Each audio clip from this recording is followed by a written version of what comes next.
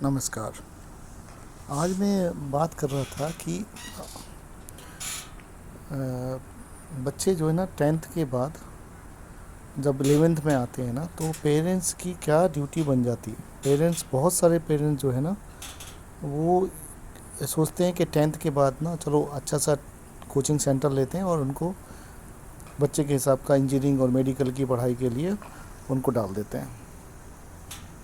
लेकिन बच्चे वो ये नहीं सोचते हैं कि जब उन्होंने 10th किया होता है ना, तो ऑलरेडी उन्होंने बहुत सारा काम किया होता है और उनका दिमाग मतलब कहीं और कुछ सोच रहा होता है। और साथ साथ में वो बच्चों का दिमाग ये भी सोच रहा होता है कि मुझे अपना फ्यूचर के बारे में क्या, लेकिन वो बहुत कम दिमाग में रहता है उनके। अब यहाँ पे बहुत सारे पेरेंट्स गलती क्या करते हैं ना, कि आजकल ट्रेंड बना हुआ है, आजकल क्या बहुत पहले से, कि तुम ना ये क्या नाम इंस्टीट्यूशन जैसे से है ना, बहुत सारे इंस्टीट्यूशन है, मैं नाम नहीं लेना चाहता हूँ।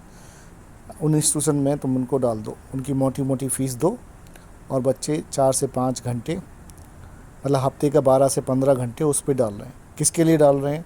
2.5 साल के बाद जो एग्ज़ाम होने वाला है उसके लिए डाल रहे हैं। अब पेरेंट्स को ये नहीं समझ में आता है कि तुमने बच्चों को डाल दिया है, 12 घंटे वो उधर पढ़ रहे हैं और 8 घंटे 6 से 8 घंटे पढ़ रहे हैं वो स्कूल में। अब उनके पास टाइम क्या बचा है जो उनकी पर्सनल थिंकिंग बारे में, उनकी पर्सनालिटी के बारे में, उनके डेवलपमेंट के बारे में वो कैसे सोच सकते हैं। और पेरेंट्स के पास टाइम नहीं है कि उनको समझा सके। पेरेंट्स के पास टाइम भी है लेकिन बच्चों के पास टाइम नहीं है, क्योंकि उन्हें स्कूल से आते हैं, उनको कोचिंग भागना होता है, नहीं है तो स्कूल का होमवर्क होता है, नहीं है तो ट्रेनिंग कोचिंग सेंटर का होमवर्क रहता है। किसके लिए? 2.5 साल के एग्ज़ाम के बाद। मेरा जो नज़रिया है, मैं सोचता हूँ कैसे आप उनको 10th के बाद जो 11th है ना, वो 11th उनको ग्रूमिंग के लिए डाल दो। उनकी जो थिंकिंग में चल रहा होता है ना, जैसे मान लो किसी बच्चे ने कॉमर्स का लिया हुआ है, या किसी बच्चे ने साइंस का लिया हुआ है, या किसी बच्चे ने मैथमेटिक्स का सोचा हुआ है, इंजीनियरिंग बनने का सोचा हुआ है, तो उनको बोलो कि भाई उस पर तुम रिसर्च करो और 11th के जैसे सीबीएसई बोर्ड है या एनसीईआरटी है या आईजीएसई है, और उसको पढ़ो। बाकी चीज़ों में तुम ध्यान मत लगाओ, जैसे कोचिंग सेंटर वगैरह ये सब है। क्योंकि तुम अगर बच्चे कोचिंग सेंटर में अच्छा पढ़ भी लिया, तो अगर उसके एकदम जो है ना, जो स्कूल के मार्क्स ख़राब हो जाते हैं। क्योंकि बहुत सारे कोचिंग सेंटर क्या है ना, स्कूल की पढ़ाई नहीं पढ़ाते हैं, वो अपने कोचिंग सेंटर जो 2.5 साल के बाद एग्ज़ाम होने वाला होता है ना, उस एग्ज़ाम की वो तैयारी करा रहे होते हैं। और वो अपना पढ़ा रहे होते हैं, स्कूल अपना पढ़ा रहा होता है, और बच्चे बेचारे पिस जाते हैं बीच में, क्योंकि उनको पता ही नहीं रहता है। उनको बोलते हैं कि अभी एग्ज़ाम आ गया, अभी PT1 आ गया, अभी PT2 आ गया, अभी परफॉर्मेंस नहीं आया है, और पेरेंट्स को दिखाई देता है कि उनका परफॉर्मेंस नहीं आ रहा है। तो कैसे आएगा भाई? आपने पहले उनको ट्यूशन में लगा दिया, वो अलग अलग पढ़ा रहे हैं, वो पढ़ा रहे हैं MCQ objective type question, school के चाहिए है कि उनका डिस्क्रिप्टिव टाइप क्वेश्चन में।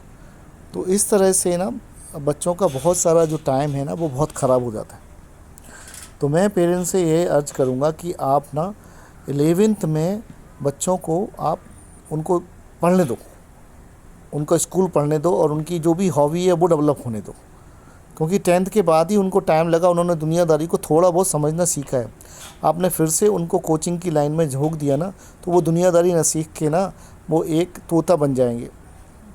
तो आप उनको तोतागिरी में के सिस्टम में मत डालो, उनको गाइडेंस में डालो, उनको गाइडेंस करो।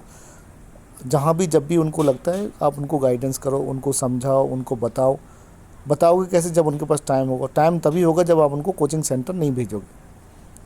तो बस मैं यही बोलने वाला था कि बच्चों को दोनों तरफ से मत पिसने दो, उनको थोड़ा टाइम दो, उनकी हॉबी डेवलपमेंट में टाइम दो, उनको क्या करना है आगे फ्यूचर में उसके लिए थोड़ा टाइम दो। क्योंकि 12th जब आएगा तो वो 12th में और ऑलरेडी बिज़ी हो जाएंगे। जब वो 12th में बिज़ी हो जाएंगे तो उनके पास जो अभी ब्रीदिंग पीरियड बना हुआ है 10th के बाद 11th का, उसमें वो डेवलपमेंट हो ही नहीं पाएगा, उनका दिमाग डेवलप ही नहीं हो पाएगा कि उनको क्या करना है फ्यूचर के लिए।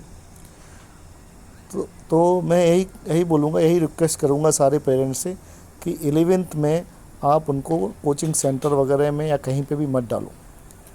उन्होंने 10th में अच्छे से किया हुआ है, वो 11th में भी अच्छे से कर लेंगे और 12th में भी अच्छे से कर लें।